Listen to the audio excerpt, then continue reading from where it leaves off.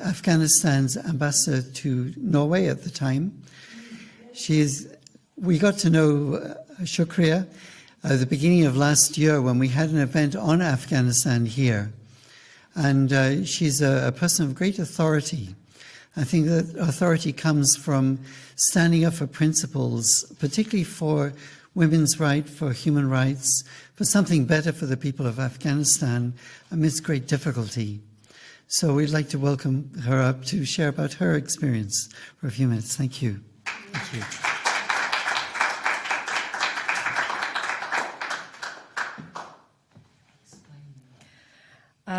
Good evening. It's such an honor to be here, and let me tell you this beautiful jacket. It's a great memory from the day of the third day, the opening ceremony. Yes, yeah. So it was being a gift to all participants. Yes, yeah, yeah. Actually, the main version was a bit longer, but with the same color, same design. I love this equality. To be honest, it was my first time in a completely different environment, spiritually, physically, even geopolitically. I found that everything was extraordinary, amazing, beautiful. Not only about the participant, the way they manage, the way they bring in a very nice way and try to remind every single participant and through to the media, entire world, what was been missing? Harmony, faith, love, respect, peace, environment.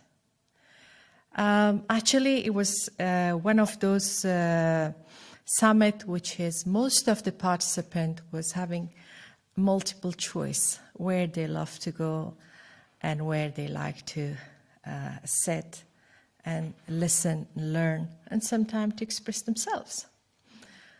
I had the honor as a former member of parliament where some of those parliamentarians was my old friend during the IPU, Interparliamentary Union, where I was for 3 years member of that one, to meet and to catch up back with them. The Sunhak Prize was extraordinary. It was something which is not only for the future, but it's also for the new generation and creativity.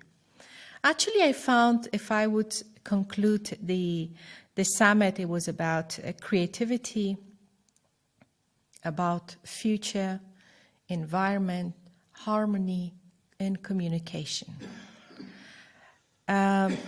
All faith leaders were standing in one line, and each of them were preaching in their own way, but delivering one message: how important it is to respect and love each other. So that respect, love for each other means a lot in that context. Speakers of the House was another great initiative, because today what we need more than anything else for this world is peace. And I would like to convey my congratulations to the Universal Peace Federation for taking steps forward and involving nations. Because I believe, as a former member of parliament, parliaments are not a political establishment. It's more nation establishment where they are representing their people, their society, rather than their politician. Of course, politicians are members of that one, but it's quite general, more than beyond the politics, sometimes we could say. And it was amazing to see the most important part. It was, for me, the most interesting one, women and peace. Yeah. The session for women and peace, of course, it was been a great session, start by speeches from the first ladies, from the speakers of the House, members of parliament, female, of course, and politicians, civil society leaders, women's rights activists, scholars. Although the facts and figures was very disappointing, because it also still shows how in the 21st century still we need to work for equality, still we have to struggle for equal payments, still it is at least required another 129 years to reach to that gender gap as it is at the moment. But despite of all those challenges, there was a great commitment, first of all, to dedicating one of the sessions for women and peace. That gives more value for the role of women and, of course, talking out of the box globally about the peace. Meanwhile, it also tells us in a very beautiful way how peace are important and what role women can play to deliver peace globally, socially, and economically. Because I strongly believe it is important for women to be engaged meaningfully in different layers of the society and the government, locally and internationally. And that opportunity was being provided. The understanding, the atmosphere on that session was unbelievable. How we can communicate, despite of being from Africa, from Asia, from United States, from Europe, no matter which part of the world women are, what was matter, sisterhood, what was matter, how we will take responsibility and how we will make a better future for the generations, which is they have more carry on than our generation. And for me, thank you very much for the opportunity and chance that was been provided. But allow me to say, as someone, I grown up in a conflict zone, and still I'm living. And let me remind you, more than 600 million people are living in a conflict zone, even now. So, in the absence of peace and justice, we cannot end that catastrophe. So let's put hands together and make world to be a different place for the people. Thank you.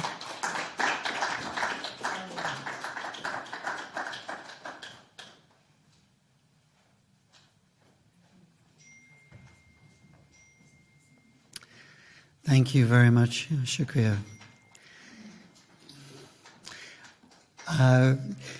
The next speaker is David Fraser-Harris, who is the Secretary General now for Europe and the Middle East. And he has a lot of experience in UPF and preceding organizations, particularly in Italy and this country, and living in Syria for about 15 years, if I've got it right. 14. Until it became too difficult. But please, if you'd like to give us your perspective. Thank you very much. Thank you. Thank you, Robin, and greetings, everybody. Thank you for taking time this evening. Let me take my hat off to Ambassador Shukria Barakzai for your wonderful remarks. I saw you as kind of an exemplary participant in our conferences, always looking for the best that you could find. So thank you for your wonderful participation. And thank you, Jacques, for what you had to say earlier. I don't think I have a lot to add, but I did prepare a PowerPoint which I will go through, and I hope it can be helpful. So let me just set that up.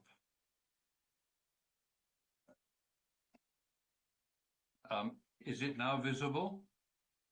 No, I know what I've not done. I haven't shared my screen yet. Excuse me.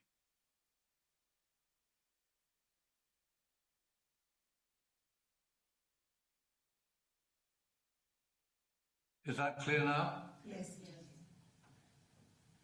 So I'm going to try and just show you some images of parts of the conference that may not have been covered. Before I go into it, some of you may remember 5 years ago, World Summit 2020, where we had 7,000 people in Seoul, and we had multiple events all happening at the same time on a vast scale. I think that was the most exhausting summit in my life. This one was much smaller. We may have been talking about 500 people in the room at a time, most of the time, but it seemed to be almost as exhausting. And I think it's because it was very complex. We had many different concurrent events. So one of the sessions, all morning one day, was on the climate and environment. And here you see former President Macky Sall speaking. And this was a very high-level academic content. And I hope we get proper published report from it in due course. I've taken a screenshot of our latest version of Connections, which you probably know by now, and there's quite an overlap from the summit and this, so I recommend that you get hold of it and read it, either the published version or online. Here's one of the speakers from that session, as illustrated in the publication Connections. And here you can see a picture of all the speakers there. And moving on to the women's session, which Shukria Barakzai spoke about. Here we go. Women charting a peaceful future through cooperation, reconciliation, and healing. And I wasn't there, but I wanted to show a couple of images of it. There were actually, I'm going to go back a second, there were 3 parts to this session. First of all, it was a gathering of the International Association of First Ladies for Peace, which forms part of the Universal Peace Federation. Then the second session celebrated the 33rd anniversary of the Women's Federation for World Peace International. And then finally, there was a Bridge of Peace ceremony, which many of you may know if you've been to Women's Federation events. Very heartwarming to see the coming together of different cultures and people in a personal moment that reflects the peace building that we are all about. And here you are. You can see happy gathering towards the end of their sessions. These are just some pictures of some of the participants in the conference. This is actually taken from before because it gives the identity of each of them. Dan Burton, you know. I wanted you to see Senator Mushahid Hussain, who's co-chairman of the International Conference of Asian Political Parties. I will refer to something that he said later on. And also beside him, the Executive Secretary of SENSAD, which I will also refer to later on, and the chairman of FOPREL. In the first plenary, those who were either current or mostly former heads of state were able to speak. We had to cram in a lot of speakers, so it was anyway quite intense in terms of the level of content in that session. Towards the end of it, there was a signing of a memorandum of understanding with the SENSAD, which I've outlined as the Community of Saharan States. We already had signed one previously a number of years ago, and this was at their request a renewal of this, that we could take further our cooperation. We especially worked with the education of youth in some of those countries and peace education. So this is I wanted to point out that this is the continuation of partnership with governmental organizations, which I think is a future development that's quite important. Another intergovernmental organization is FOPREL, the Forum of Presidents of Legislative Powers for Central America, the Caribbean, and Mexico. And they had their own sessions in part of the World Summit. So their previous one, this is the 31st reunion. Well, the 30th one was held in the Parliament of Morocco. So they are doing them internationally, and on this occasion they chose to do it with our agreement. We were very happy to host them at World Summit 2025. And here you can see the title at the back there of the room is Contemporary Challenges to the World Peace Order. In other words, it's the same title as the UPF conference in Spanish. Then we provided for them a very special briefing on Korean IT and AI, which was offered by Korean experts to assist these Latin American leaders. The religious leaders, again, you've seen these in photos already, but I wanted to just highlight them. Pastor Paula White, Bishop Yunan, Imboni Radebe, and Archbishop Ndanga from Zimbabwe. They had an interfaith session. The interfaith session, earlier, Ambassador Shukria Barakzai said you had a choice. Well, if you chose the religious interfaith prayer, you also needed a bus or a car because it was up in the mountains. So some of the sessions were in quite different places. It was quite difficult to be at all of them, especially because at the same time as this was going on, there were other sessions in the Korean Parliament. On the evening of the first full day, the second plenary session focused on the Asia-Pacific Union Forum. This is a previous meeting which happened in July of last year, where UPF was discussing it at the Malaysian Parliament. But here, during the session that we held at the evening, you see Dr. Shanshik Yang, who's, as chair of UPF, developed it considerably, and Ahmed Al-Jarwan, who's the president of the Global Council for Tolerance and Peace and the former president of the Arab Parliament, speaking in that session. Beside Ahmed Al-Jarwan, you see Senator Hussein, and here he is on the right in this picture.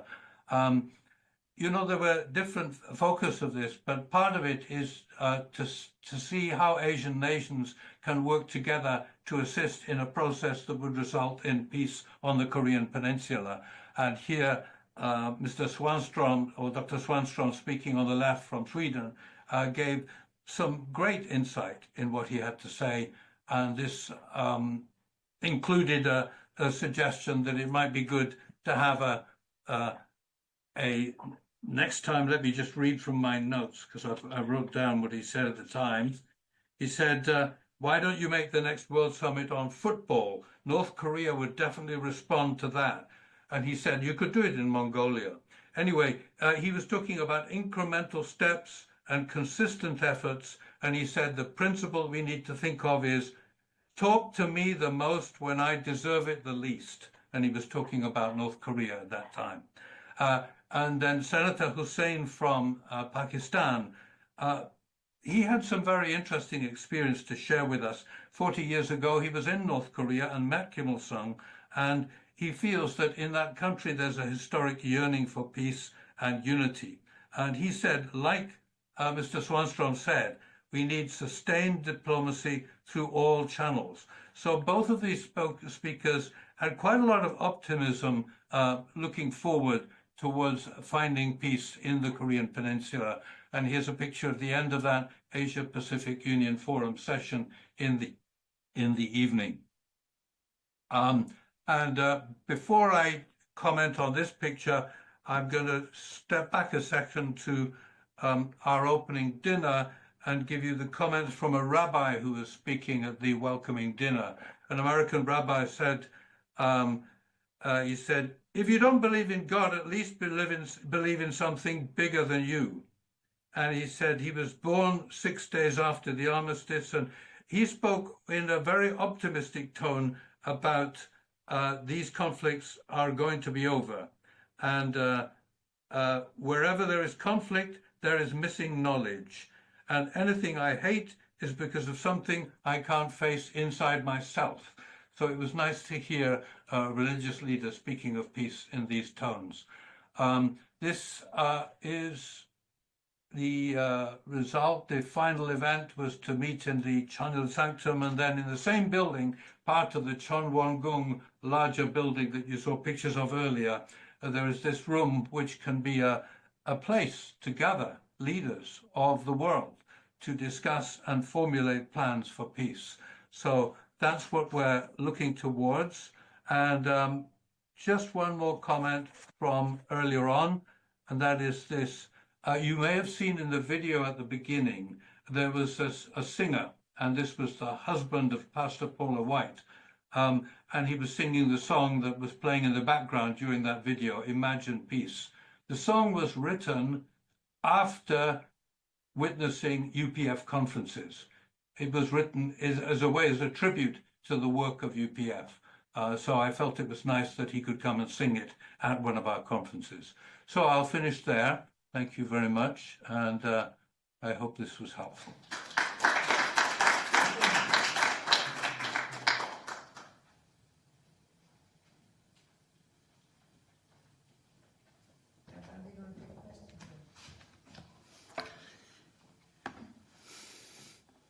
So now, if anyone has some questions or about the conference, then please indicate either online or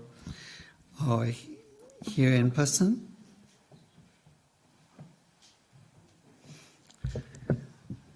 I will be looking. Costas.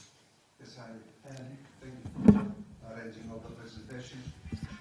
We need a... He's in person, I think, not online. You're online or in person? I'm in person. The people online can't hear if you don't have okay, got you. So, yeah, thank you for arranging the event. My question is, did they discuss at all the changes that is happening in the world, not only the politics, but also the financial from blockchain technology, etc.? Because a lot of people, they perceive it as that's the missing link that is going to bring the prosperity and accountability for everything. And some people, they see it as complete control. But for me personally, I think that is the missing link to have prosperity and peace, because people, they cannot do dodgy things when if this they technology. Have a blockchain. Yes, blockchain did system. they discuss if this how will contribute to the world peace, etc.? Can I ask Jacques to respond to that, or David, if you like? But first of all, Jacques. So I haven't heard such discussions. I did not attend all events. I think there was some very good discussion on the future of the earth, many aspects of not only environment, but the climate change. Many issues were discussed there. So, but I was not able to listen to such talks. I don't know. Maybe David, do you have to? Can you say more on this?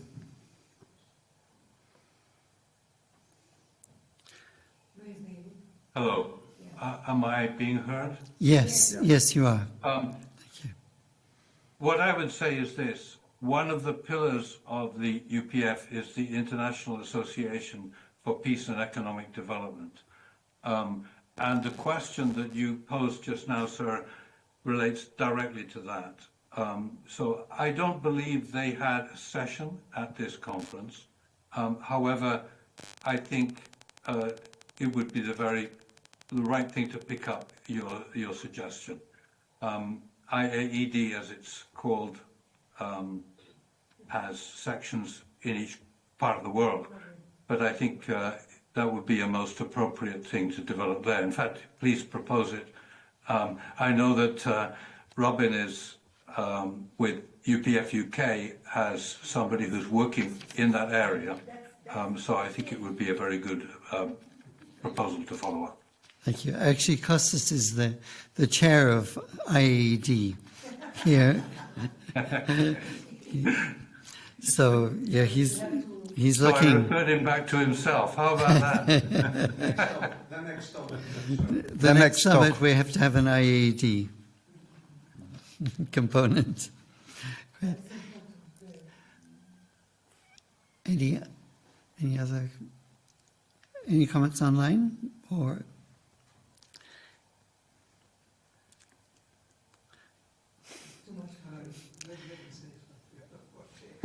Sheikh would like to say something.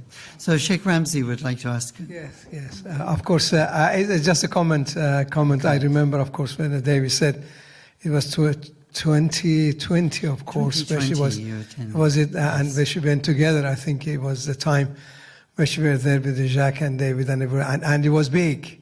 That was excellent. I remember, Jacques, we done a lot of work, and you done a lot of work. I remember you were very busy at that time. But an excellent, and thank you to you and the UPF, which have done a great job for the peace, and the Father Moon, which I always said he was man of peace, and always would be remembered as a man of peace. And somebody said, I would have thought it is the time for the world to recognize him. And as a Nobel, and give him a Nobel Prize. And Dr. The Father Moon deserved the Nobel Prize. And of course, when they give the Nobel Prize to the UPF, it goes to the Father Moon. I think it is the best things to do, and we try. We know the people. Perhaps we can nominate the UPF. God bless you. Done an excellent job. Maybe next year invite me again. I remember I was speaking here and there. So many places, so many ways, sitting down and enjoyable with Mother Moon and many all, and David, and we were everywhere. And that was a very great symposium, or what do you call it? Symposium. It was a great year. Great, and thank you very much again. Next year, perhaps we see each other in Seoul. Thank you, and God bless you all. God bless you all. Thank you, Sheikh Ramsey. Thank you. So we have one question online. On behalf of my department, the Center for Peaceful and Sustainable Development, I would like to pose this question. Has there been further discussion at the conference on the reconstruction and development of Ukraine following a longer-term peace? So, Jacques? There hasn't been a focus on Ukraine. There was not a focused session on Ukraine, although it was, of course, talked about by various speakers. You know, we had several speeches, whether in the opening, and several people, of course, were very much, including European speakers, including in the ISC sessions, the speakers of parliament. So quite a few people mentioned, of course, the issue of Ukraine and even the Middle East, but there was no particular discussion on that topic. Yeah. I mean, no particular session focused on that topic. So this is from Professor Chad Marion. Yeah. Thank you. Okay, Neela? Yeah. Neela. Thank you so much for the opportunity to come and join today. So there are 2-3 things is very much impressive for us. The number one, you have discussed about the younger generation should participate. It's very much interesting, and we are really like to say thanks that. And when what you say that one person give a song after that conference, so I really liked the songs, and I really think that is a very good work, whatever you have doing last 20 years, I believe, from 2005. So that's really good. And other thing, I really glad that you are more focusing on the women side, women empowerment and others. That's also is really very helpful, and we could able to develop a lot, especially if you could able to collaborate the Southeast. It's maybe Not only Southeast, but Southeast Asia. yes. Yes. Yes, because I think there are a lot of things is still, as she said, 600 million. Yes, it's true. We are really struggling a lot. And you could see that the war and affections is a problem, all those areas. So thank you so much. Nothing comment for me, but actually I want to congratulate you. Thank you. Thank you. So the Council for Foreign Relations in America said there was like 34 or 35 kind of conflict areas in the world. So we're in... Right. Serious. That's right. Actually, UPF is very active in Asia, and many of the participants were from Asian countries, Asia Pacific, and so some of the peace initiatives, Southeast Asia Peace Initiative and South Asia Peace Initiative, I think they're working. There were several, even former presidents of Sri Lanka and other places were there. So, and of course, speakers of parliament as well. So definitely, UPF is very active in that area. Concerning youth and women, I just want to say that when our founders developed UPF, they were basically, the vision was that if you want to bring peace, sustainable peace, you need to have peace between, cooperation between political leaders and religious leaders. That's essentially UPF work, where we've been bringing together religious leaders and political leaders. On the other hand, you need also to work with United Nations, with women leaders and peace, women together, and then youth leaders and peace. This is why UPF and Women's Federation, and most recently the Youth Federation for World Peace has been, Youth and Students Federation for Peace has been, YSP has been also registered at the UN, because it's very important for us to work with all these leaders, and particularly young leaders today. This is an extremely important part of our activities. Thank you so much for your reply, but I would like to say something. I am from Sri Lanka, especially North and East, which is really affected the war zone. So the reason why I am a bit concerned anyway. Thank you so much. Thank you. Could you pass to Ian? Ian Pelham-Turner is a patron of UPF UK and former BBC journalist. Yeah. The thing I'm slightly confused about is what is the global message of UPF coming out of this entire meeting?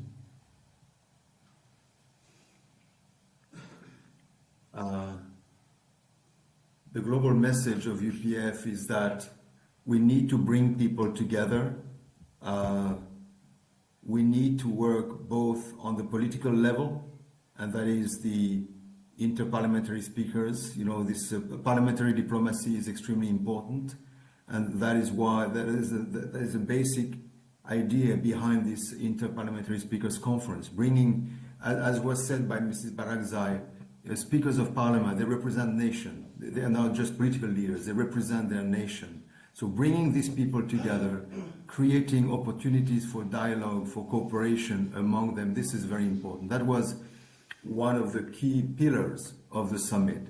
And of course, there were many other issues, as I say, women, environment, and so on, many different messages of peace. But the spiritual dimension that we refer to, particularly this interfaith sanctuary, is also extremely important, because from UPF viewpoint, if you want to really bring people together, you have to have a vertical vision. You have to understand about God, or your own understanding about God. But spirituality is extremely important. If you want to bring people together, you need to go beyond religion itself, beyond nations and beyond religion itself, by bringing them together, centering on a vertical axis. And that was the meaning of that last ceremony that we actually mentioned today. I think these two axes are extremely important, the spiritual dimension and the political dimension. We have to work on both sides. This is what UPF is essentially trying to do and working on. David, maybe you can add to that. Could I ask Julia, and then... Just actually one simple point. The summit is just the top of the mountain. Sorry. In a summit, we will not deal with every single issue and every single problem. But if we can light the way and show a vision and set a standard of approach, it should be possible for every region to take up the different issues on a more substantial level. So I think coming together in a summit gives vision, gives hope, but the application needs to be done in each field and in each region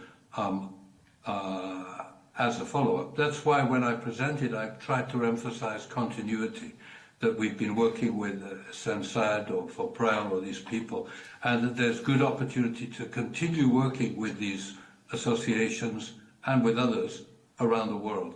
I hope that UPF's vision can be echoed in good actions everywhere in the world. Thank you. And Julia? Hello. I'm relatively new to the UPF family, and I've attended quite a few meetings, and I'm beginning to get, the vision is getting clearer and clearer in my head, and I'm thankful for this message from the last meeting. But I just want to ask, because it seems to be like a high power political thing, like most of what has been discussed, like those in high places. As an ordinary working person, how do I spread the message or leave out as a member of UPF? I don't know if I'm making sense. Yes, but among my friends, I've invited a few friends, as you know, but if I want to really I'm buying this message so much and I'm excited, I want to leave it out when I'm here. It's like when I go to church and I hear a message, I want to share it or I want to leave it out. How do I go? Where do I go from here? So, Jacques or David, how does she take her inspiration given by UPF? How does she take it beyond the confines of this room? Go ahead, David. Oh, you're muted, I think. David, you're muted? Now they'll let me speak. They wouldn't let me speak before. Not alone is the answer. The way for these things to work is through cooperation with others. So find a kindred soul in UPF, brainstorm, and generate action.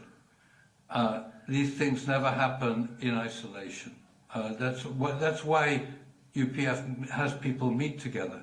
It's because the energy comes when people with like minds and like hearts can meet, share their views, and stimulate each other to action. So I think the best way to make it happen is to find one person who you can cooperate with to do one small activity, whether it's in a community, it'll multiply. Not by going out on your own, but by working with somebody. That's my suggestion. Yeah, and also I'd like to say UPF is not just about political leaders and top religious leaders, top political leaders. We work with many people around the world. Peacemakers, everyone is meant to be a peacemaker. And so, the fundamental principle that UPF is working with, which is working with the religious dimension, political dimension, that can be done on the grassroots level too. UPF is not just a top level, people with a VIP organization, not at all. UPF can work on the grassroots level as well. We work also with family values, we work on strengthening families. This is part of our work. We've done education work, in schools and so on. So there's a lot of work that we're doing for peace. The main point is how to be a peacemaker and how to develop dialogue and how to understand the importance of morality and spirit, in any area that we live in. I think this is the essential principle of UPF.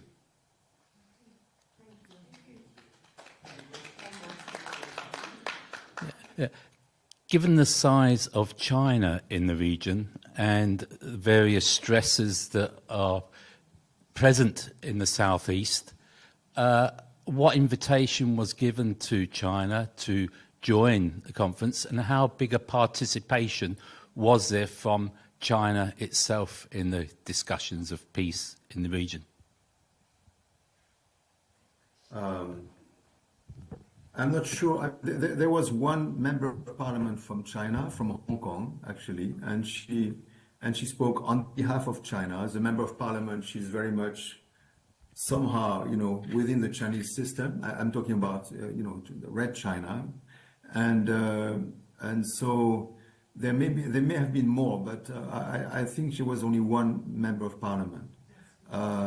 We are working with many Chinese people outside of China. Even we have there's an organization called the Chinese Federation for World Peace, which is working with Chinese people who are outside of China.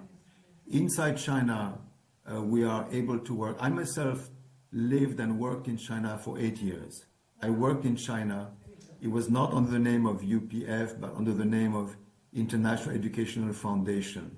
At that time, we did a lot of education work, centering on family values. We had activities with schools, with universities, and so on. But there was a time where we were able to do that. Now, the situation in China does not allow us to work so openly there, because anyway, you can understand probably the reason why.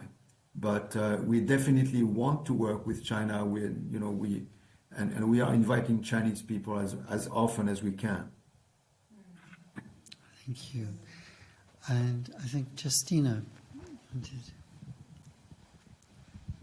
Thank you very much. Of course, I do understand that the UPF is in consultative status with the ECOSOC of the United Nations, but looking at the World Summit, to me, it looks like the line of discussions as well as the composition of most of the delegates are the same as the people that go to the United Nations. So I wanted to know where the separation was, or whether UPF is there to complement the efforts of the United Nations, or does the UPF have their own niche that is separate from what the United Nations are trying to do? Because I know the United Nations also talk about peace. They have the Peace and Security Council and all the climate change and all the other areas that were discussed at this summit. Thank you.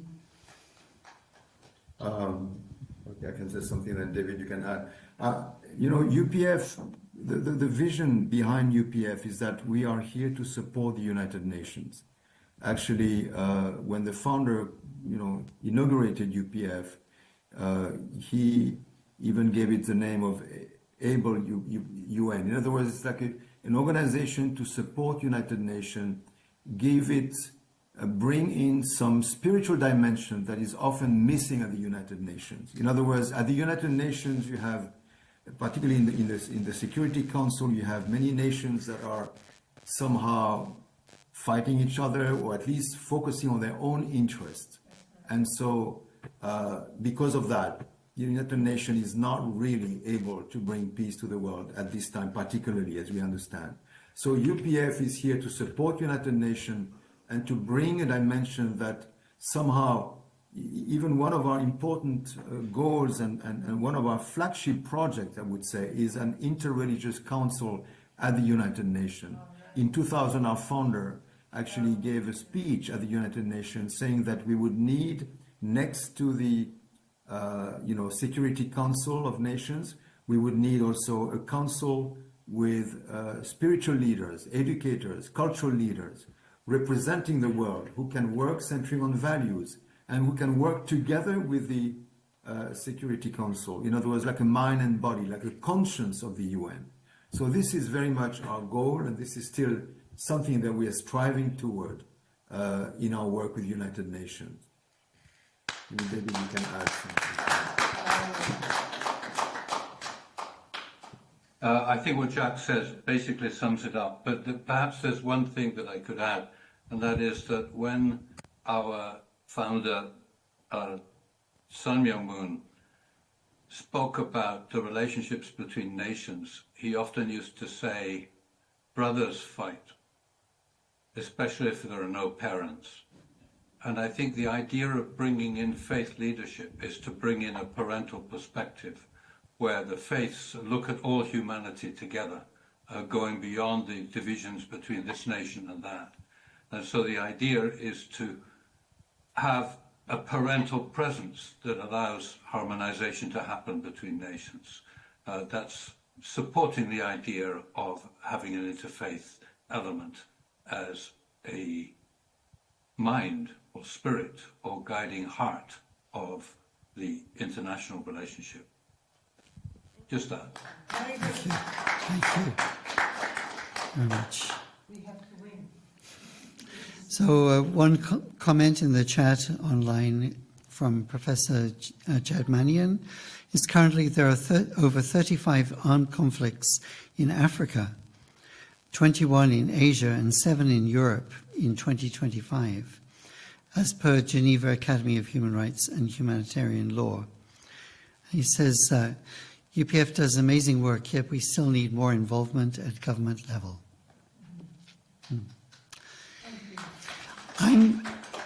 Thank you very much, everyone. We're almost at 8 o'clock. If there's Margaret wants to ask something. Okay. No, not to them. You know, there are two. What are you? Branch chairman. No. Yeah. No, you are Trustees. Two trustees. Madam Tina Coombs and Dr. Lance Gardner. Yeah, if they can say their own thing, because they went to the microphone. These two people are Tina and Lance, but I wanted for them to say how they felt, a few words. Okay, just a minute or two. Yeah. Yeah, please. Yes. We said we'd finish at 8. So. Yeah. First of all, thank you, David, for the presentations and for helping us to understand the multi-pronged approach to peace, and also focusing on a common spirituality, a common spiritual vision. So I didn't attend the World Summit in person myself, but I was there at the major opening of the Chonil Sanctum, this heavenly temple, and I felt it also brought a dimension of art and culture, the wonderful architecture and beautiful paintings depicting the history of the work of Father and Mother Moon, and also of the Korean people, testifying to the foundation that Father and Mother Moon came upon with the Korean people. Very grateful to have been a part of that event together with my wife and my son, and very much hope that we can have a new impetus in UPF to move forward with a united vision. Thank you. Thank you. Could you pass the mic to Tina? Hi, everybody. Thank you so much for all the presentations and everything that was said about the Universal Peace Federation and its work. And I must say, I think it is really unique, the work and the vision that Father and Mother Moon initiated. I think it is really worthwhile to look at it very closely and to collaborate and to see how we can all come together and make that vision a reality. Because their ardent desire is to create peace and harmony among people in the world. And it is really very moving, actually. And they are trying to address every aspect in life: politics, religion, art, culture, and women and men. We all need to really come together and make a decision. Let's make it work. And the Universal Peace Federation and the Women's Federation and the Youth Federation, they all have that same common desire to make a peaceful world. And I think we are in a right time and the right place to come together and make this, really bring it further and make it happen. Thank you so much. Thank you. So I'd like to finish by, let's give Jacques and David a warm round of applause. And Shukra's left now, but thank you. Thank you so much.